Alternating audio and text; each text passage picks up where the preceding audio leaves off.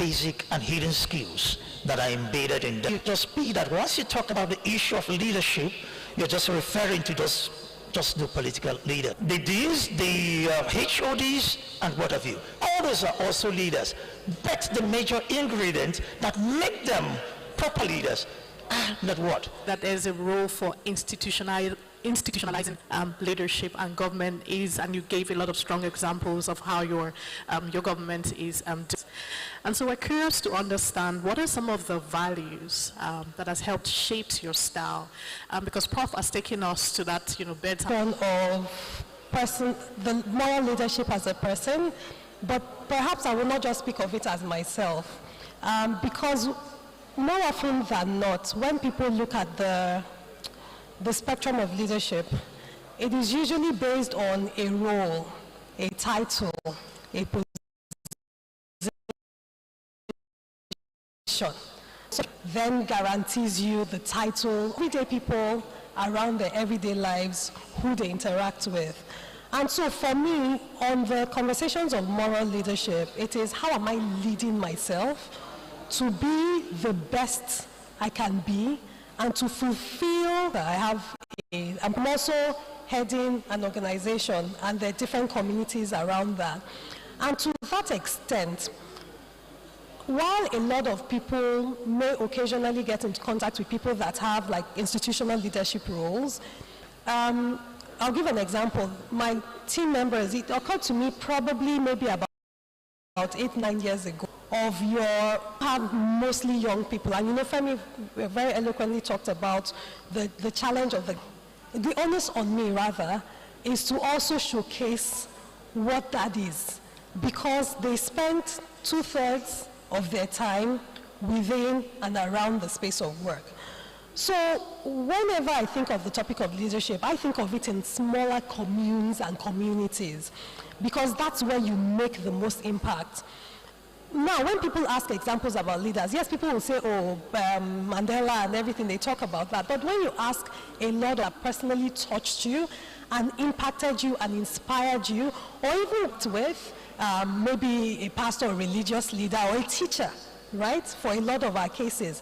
And the reverse is also the same. When you ask people what have been sort of your most negative experiences, or aspirational wise, it's also in those community settings. So if I then look at that lens to me, for a long time, it's been very clear to me that in the spaces I am in, I am the example, I'm the potential example of what people would aspire to around political leaders. And I'm not saying that we should not expect that.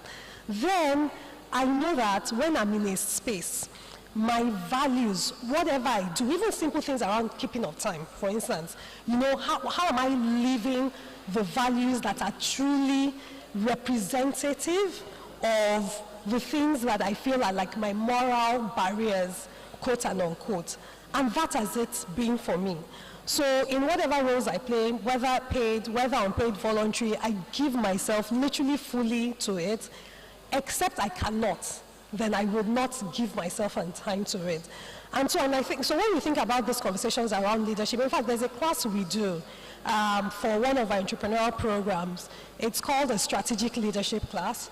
We do a video case study.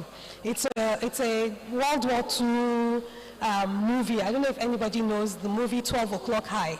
And it looks at a group of military people who are trying to bring down the German ball bearing industry.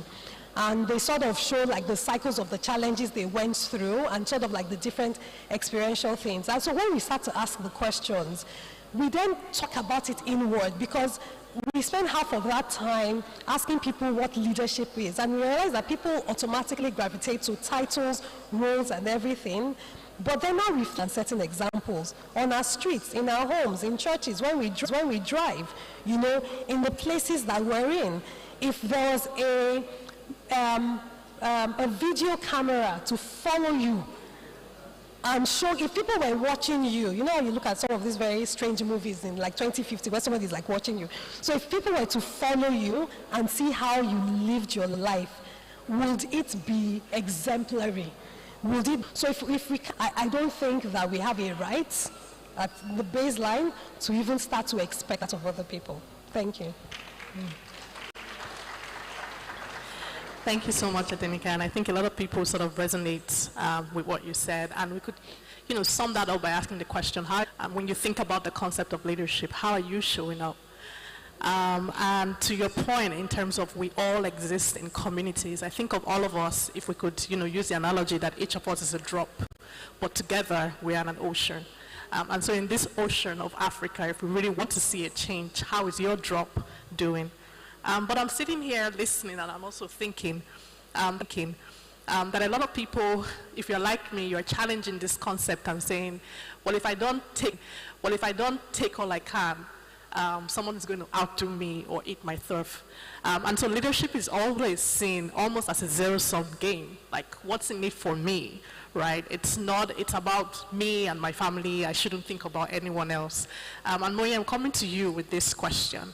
How do you tend to challenge that idea with the concept of moral leadership? And I know acumen is really rooted in that and my survival, right? How do you approach this concept within acumen? Thank you so much, Kome. Hi everyone, my name is Moyi, and I head the Academy at Acumen West Africa. As I've been listening to all my co-panelists speak, something has just been coming to my mind, and it's really around the leadership culture. The leadership culture itself is flawed, and that's why people are thinking about me, myself, and I, what's in it for me. And Acumen Academy basically supports entrepreneurs, social entrepreneurs, who are working on solving problems of poverty. And how we do this is a 6 to 7 month fellowship where we bring together a group of exceptional individuals working on solving problems of poverty. But what we've realized is that just investing in enterprises will not get us sustainable impact. There is a leadership gap that needs to be addressed, and this is what the fellowship does. It provides tools, it provides knowledge, and it provides a community with leadership skills. And what is moral leadership? Because sometimes when we talk about leadership, it just sounds like this concept, right? But what do we really think? What is when you can make decisions that are just and fair, not dependent on what the personal cost to you might be, because there are a lot of times where you have to make a decision that's just and fair, but the personal cost is large, right? What do you do in those situations? Our business and our social enterprises focused on social and environmental impact, but are they mainly focused on profits? And when you have those dichotomies, what decisions do you make, right? And then thirdly, we have humility. Really drawing down on humility, because humility opens your mind. It opens your mind because you're really culture. The problem is a mindset of the leaders and the people, because the leaders are chosen from the people, right? If we can change our mindset, then work is.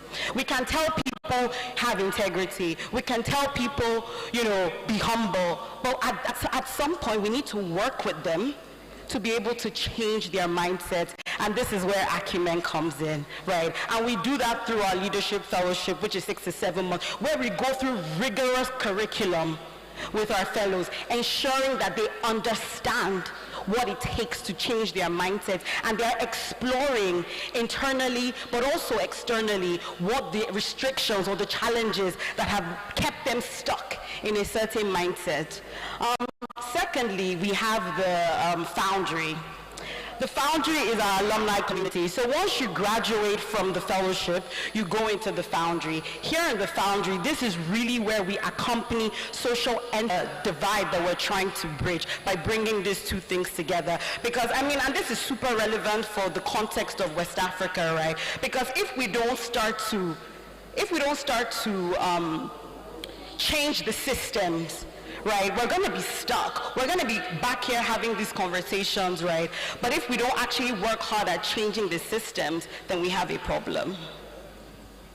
Oh, wow. She just brought down the roof. Thank you, Moi, for talking about this idea of needing business and the individual, the combination of those two to actually move things forward and change this, the conversation or the narrative around leadership and how acumen is supporting and, doing this work through entrepreneurs or social entrepreneurs in your case.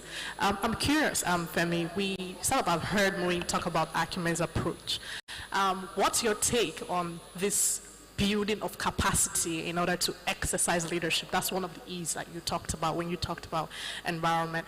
Acumen is one way, but I'm curious to understand from your perspective. Number one, is that even relevant?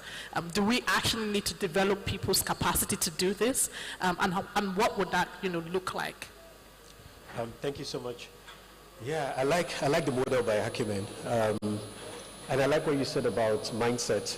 The truth of the matter is that leadership is mentality first before ability. And like Nike said, it's not really about the title or the positions. It's if you have the